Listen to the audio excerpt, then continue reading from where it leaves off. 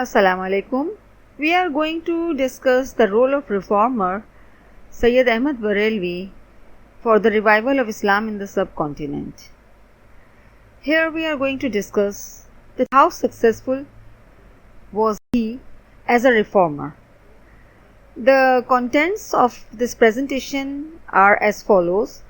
First of all, we are going to discuss the background and personality traits, and then the condition of the Muslims of that time under the British rule, and then we are going to discuss the purpose of his action. Why did he start or initiate the Jihad movement, and what action did he take, and what were the initial successes of the movement, and then he encountered some problems and the betrayals, which were considered as shortcomings.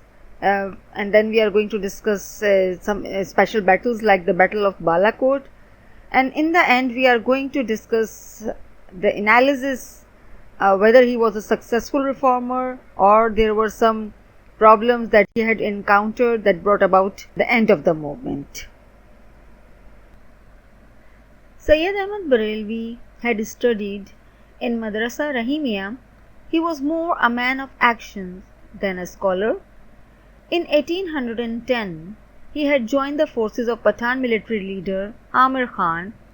He had learned the use of European weaponry to meet the requirement of modern warfare. He was capable enough to be given the command of a group of soldiers. And at the same time, due to his strong religious beliefs and ethics, he was made responsible for leading the troops in prayers. So at the same time, he was performing two duties. He was commanding the soldiers and leading the prayers. In 1817, he came back to Delhi, that was the center of Muslim governance, and the purpose was to restore Islam to its original purity. That times, the conditions of Muslims under the British rule was deplorable. Under the British, the Muslims had lost their real power, and the Sikhs under Ranjit Singh were exercising great influence in the Punjab region. Muslims at that time were being oppressed in the Punjab area. By looking at the condition of Muslims of that time, he had decided to wage jihad against the oppressors. In 1817, when he had come back to Delhi, that was the center of Muslim governance, he tried to abolish the British control over India and ensure that Muslims are ruled by Muslims only. His purpose was to have an Islamic state for the Muslims of India. And in order to achieve this purpose, he felt strongly that there was a need of jihad, an armed struggle against the infidels who were oppressing the Muslims. His Jihad movement would also help to eradicate the social evils that had corrupted the Islamic society.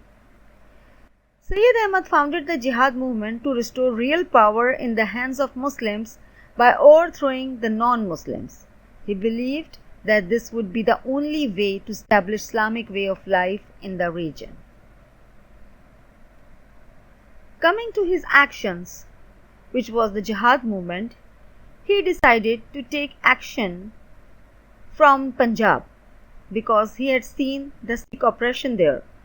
With this in mind, he toured Punjab and northwestern frontier to enlist men for jihad. He travelled through Rajasthan, Sindh, Balochistan and Afghanistan as well.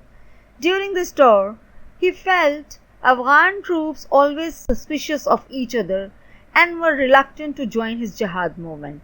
So right from the beginning, he had been facing problems. Though Syed Ahmad had faced problem of dealing with the unwilling people who were suspicious of each other, but he had tried his level best to wage war against the infidels by starting the Jihad movement. He was determined. In 1826, he established his headquarters near Peshawar. From there, he sent his ultimatum to Ranjit Singh either to give Muslim freedom to practice religion or face the Mujahideen. When Ranjit Singh dismissed the ultimatum, military action was taken at Okara on 21st December 1826 and then at Hazarot in which the Sikhs got defeated. This success of Syed Ahmed paved way for other tribes to join his forces. This made up almost 80,000 soldiers. In the previous slides, we have already discussed very briefly that there had been suspicion among the tribesmen. That's why when the war had started, some of the problems had emerged later on. One of the major problems that emerged among his mujahideen was that they were of different communities and disagreed over war strategies. This gave the Sikhs chance to exploit and bribe one of the mujahideen, Yar Muhammad Khan, a Pathan chief. This made Syed Ahmed face an unexpected force of 35,000 Sikhs near Okara when Syed Ahmed was preparing to attack the fort of Attock. First, a servant of Yar Muhammad tried to poison Syed Ahmed. Then Yar Muhammad deserted the battlefield along with his soldiers, which led to the defeat of Syed Ahmed's forces. This led Syed Ahmed move his headquarters to the safe area of Panchdarar near Kashmir. Yar Muhammad, however, was killed by Mujahideen in the battlefield, but his brother Sultan Muhammad Khan also waged a campaign against Syed Ahmed. It was an irony that Syed Ahmed had to face the betrayal of his Muslim fellows rather than other people, which made his campaigns less effective. Now coming to the most important battle during his time, the Battle of Balakot. He moved his forces to Balakot in hope to liberate Kashmir and Hazara. It was a safe place, but again he was betrayed by the local leaders who plotted with the Sikhs against Syed Ahmed. As a result, the Sikhs made a surprise attack on Syed's forces in the Battle of Balakot in 1831. Fierce fight took place between Mujahideen and the Sikhs. Mujahideens fought bravely but were outnumbered. 600 Mujahideens got killed in the battle, including Syed Ahmed and his commander Shah Ismail. While analyzing the role of Syed Ahmed Shaheed, it's important to mention that whatever happened, though he faced betrayal several times, nevertheless his movement had some drawbacks, which was mentioned in earlier slides, which led to the end of this movement.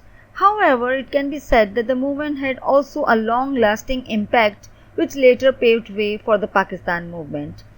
If Syed Ahmed Shaheed had not been betrayed by his own people, he would have been successful in achieving his goal. Because of the internal strife and the betrayal, Syed Ahmed could not win the battle. But he was a very determined person. He tried to reform his society by several means. He wanted to purify the Islamic society and wanted to establish a Muslim rule in the subcontinent. But due to this internal strife and betrayal, his movement came to an end. But keep this in mind, this movement paved way finally for the Pakistan movement because it had created awareness among the freedom fighters to fight for their rights and then get independence from the infidels. Now, what is the importance of his Jihad movement? You will notice that even after the defeat at Balakot, the movement continued in the hills of northwestern frontier until 1863, when the British sent a large army to deal with the Mujahideen threat. Means the Mujahideen continued their struggle, those who were loyal to Syed Ahmed. The Jihad movement of Syed Ahmed had been quite influential because it was the first movement of this kind in the subcontinent to free Muslims from the oppression of non-Muslims. This movement did not aim to establish power of a leader, rather it aimed to restore Islamic system and order in the region. Jihad movement was a uniting force for the Muslims. The do and die cause for Islam was inspirational for the Muslims in general. This movement is also regarded by many Muslims as a forerunner of Pakistan movement, as Syed Ahmed too had desired to set a free Muslim state to practice Islamic principles freely.